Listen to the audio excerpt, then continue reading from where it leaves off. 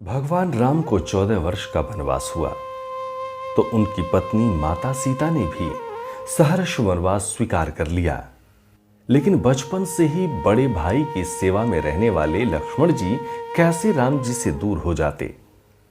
माता सुमित्रा से तो उन्होंने आज्ञा ले ली थी वन जाने की, लेकिन जब उर्मिला के कक्ष की ओर बढ़ रहे थे तो सोच रहे थे कि मां ने तो आज्ञा दे दी, परंतु उर्मिला को कैसे समझाऊंगा, क्या कहूंगा।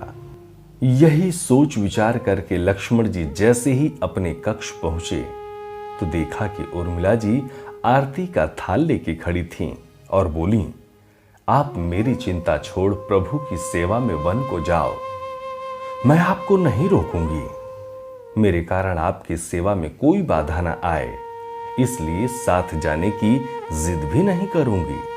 लक्ष्मण जी को कहने में संकोच हो रहा था, परंतु उनके कुछ कहने से पहले ही उर्मिला जी ने उन्हें संकोच से बाहर निकाल दिया।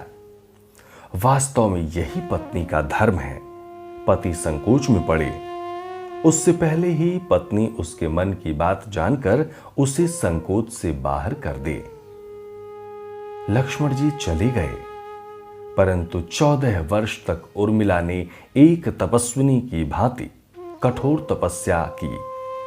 वन में भैया भाभी की सेवा में लक्ष्मण जी कभी सोए नहीं, परंतु उर्मिला ने भी अपने महलों के द्वार कभी बंद नहीं किए और सारी रात जाग जाग कर उस दीपक की लौ को बुझने नहीं दिया। जब मेघनाथ से युद्ध करते हुए लक्ष्मण जी को शक्ति लग जाती है और हनुमान जी उनके लिए संजीवनी का पहाड़ लेकर आते हैं, तो बीच रास्ते में ही अयोध्या जी में भरत जी उन्हें राक्षस समझकर वाण मारते हैं और हनुमान जी गिर पड़ते हैं।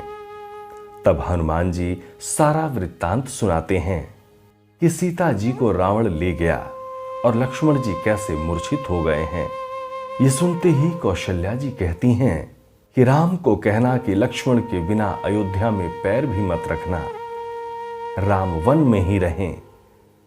माता सुमित्रा कहती हैं कि राम से कहना कि कोई बात नहीं, अभी शत्रुघ्न है, मैं उसे भेज दूंगी।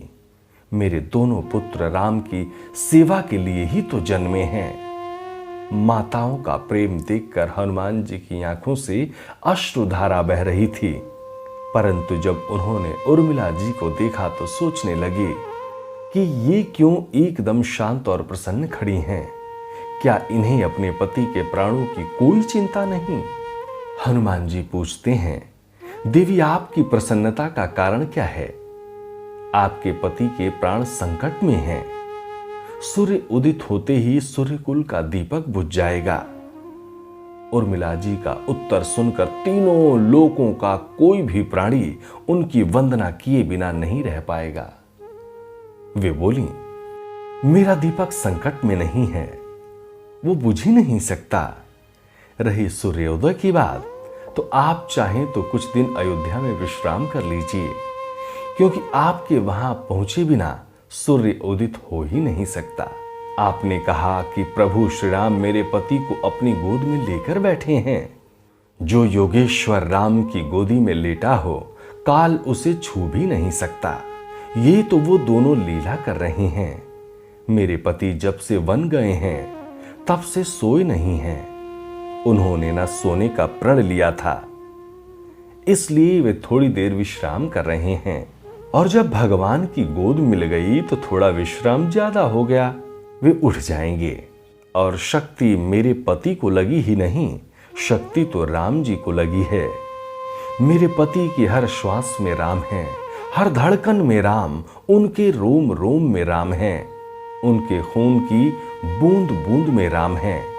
और जब उनके शरीर और आत्मा में ही सिर्फ राम, तो शक्ति राम जी को ही लगी, दर्द राम जी को ही हो रहा।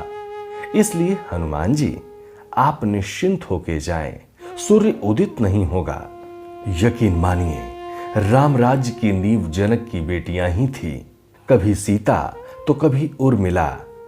भगवान राम ने तो केवल राम राज्य का कलश स्थापित किया, परंतु वास्तव में रामराज्य इन सब के प्रेम, त्याग, समर्पण, बलिदान से ही आया।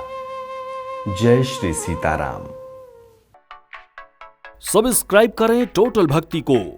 अब हमारे वीडियोस को सबसे पहले देखने के लिए बेल आइकन को दबाना ना भूलें।